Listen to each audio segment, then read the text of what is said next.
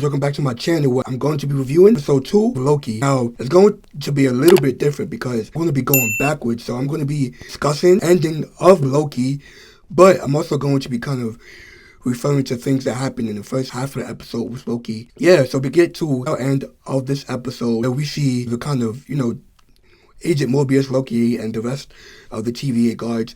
They go to Roxcart in 2050.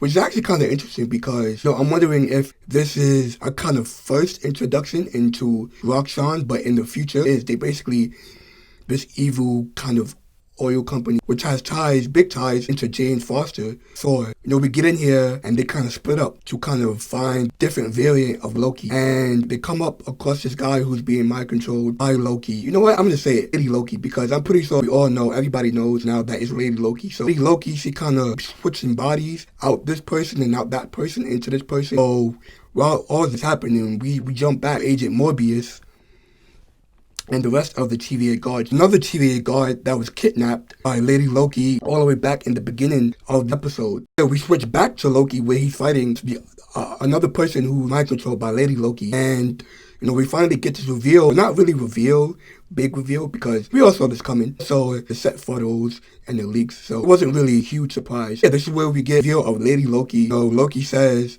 to Lady Loki, what are your plans? And she doesn't really tell him. This is where we find out that she's activating the bombs, these time bombs more or less, and kind of putting each bomb into these time doors. And this is where we cut back to the VA, and everything is going crazy haywire. And it's actually a couple places where she sets these time bombs, which is actually really interesting. She set one in New York, in Sakaar.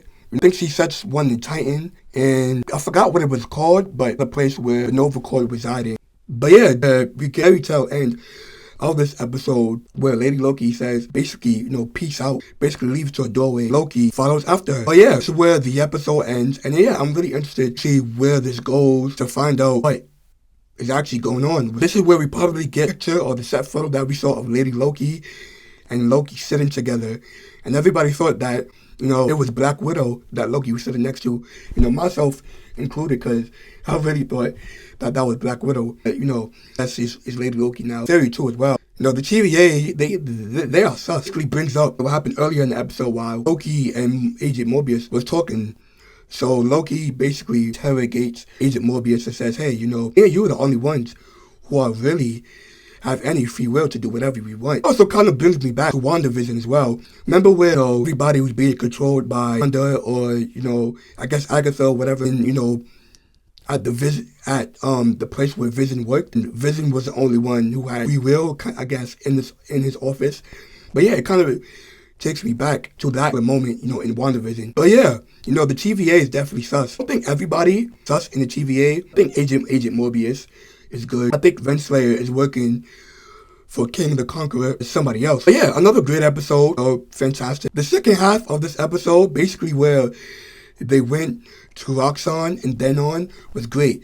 I think the first half of Loki, the first half of the episode kind of dragged on. Did a lot of exposition. I think the rest of it dragged on. Tell me what you guys think in the comment section down below. Agree with my theories? Not agree? Do you think that this episode was fantastic? Do you love it? And which episode of Loki is your favorite? Episode 1 or episode 2? With that being said, I'll see all you variants in the next video.